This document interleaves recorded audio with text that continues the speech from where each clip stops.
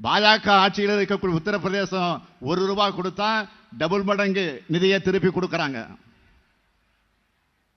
தமிழ்நாட்டுக்கு மட்டும் ₹1 கொடுத்தா வெறும் 29 பைசா மட்டும் திருப்பி கொடுக்கறாங்க. இது ஓரவஞ்சனம் இல்லையா? அது மட்டுமா, கிருஷ்ணகிரி மாவட்டத்தில் இருக்கக்கூடிய சிறு குறு தொழில் நிறுவனங்கள் ஜிஎஸ்டியால எப்படி நலிஞ்சு போயிருக்காங்க? அசோக் லேலண்ட், டிவிஎஸ், ஹோண்டா, டொயோட்டா போன்ற நிறுவனங்களுக்கு உதிரி பாகங்களை தயாரித்து வழங்குகிற 2500 குறு சிறு மற்றும் நடுத்தர தொழில் நிறுவனங்கள் ஓசூர்ல இருக்கு. இந்த உதிரி பாகங்களுக்கு 28 விழுக்காடு ஜிஎஸ்டி போட்டு அந்த நிறுவனங்கள் படாத பாடுபடுது. இவங்களை பற்றி என்றைக்காவது கவலைப்பட்டதுண்டா? 3 வேளாண் சட்டங்களை கொண்டு வந்து அதை எதிர்த்த விவசாயிகளை ஏதோ தீவிரவாதிகள் போல கொடுமைப்படுத்தினீங்களே. இன்னைக்கும் தலைநகர் டெல்லியில விவசாயிகள் நுழைய விடாம சாலை முழுக்க ஆணி அடிச்சிருக்கீங்களா? விவசாயிகளுக்கு நீங்க பண்ற கொடுமை மாதிரி இந்திய வரலாற்றிலேயே எந்த பிரதமரும் பண்ணிருக்க மாட்டாங்க. ஏன் உலக வரலாற்றில் கூட எந்த சர்வாதிகாரியும் பண்ணிருக்க மாட்டாங்க. பிரதமர் மோடி அவர்களே, உங்க 10 ஆண்டுகால ஆட்சியோட அடையாளம் என்ன? ரஃபேல் ஊழல், சிஏஜி ஊழல், தேர்தல் பத்திர ஊழல். இதுக்கெல்லாம் பதில் எங்க? இதுக்கெல்லாம் தேர்தலுக்கு பின் நீங்கள் பதில் சொல்லித்தான் ஆகணும். 12 வருஷமா குஜராத்தில் முதலமைச்சராக இருந்து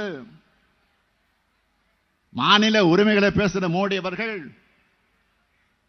டெல்லிக்கு போய் பிரதமரானதும் மாநிலங்களை அழிக்க துடியாய் துடிக்கிறார். மாநிலங்களுக்குன்னு எந்த அதிகாரமும் இருக்கக்கூடாது, மொத்த அதிகாரமும் தன்னுடைய பாக்கெட்ல வச்சுக்கணும்னு சர்வாதிகாரியை போல நினைக்கிறார்.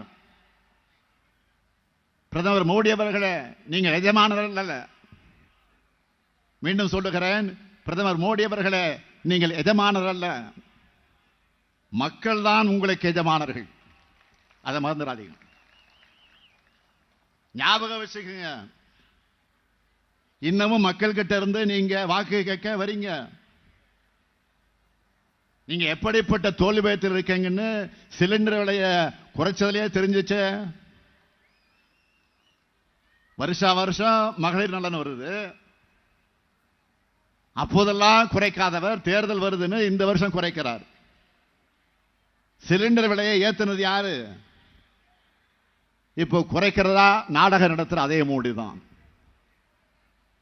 தேர்தல் வந்ததால பெட்ரோல் டீசல் விலையை குறைக்கிறார். பெட்ரோல் டீசல் விலையை அதிகரிச்சது யாரு? அதுவும் இப்போ குறைக்கிறதா நாடகம் நடத்துற அதே மோடி தான்.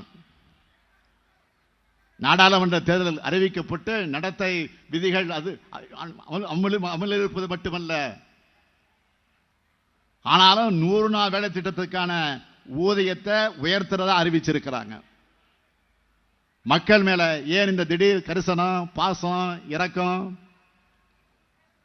பிரதமர் மோடி அவ்வளவு இரக்கமும் பாசம் இருக்கக்கூடியவரா?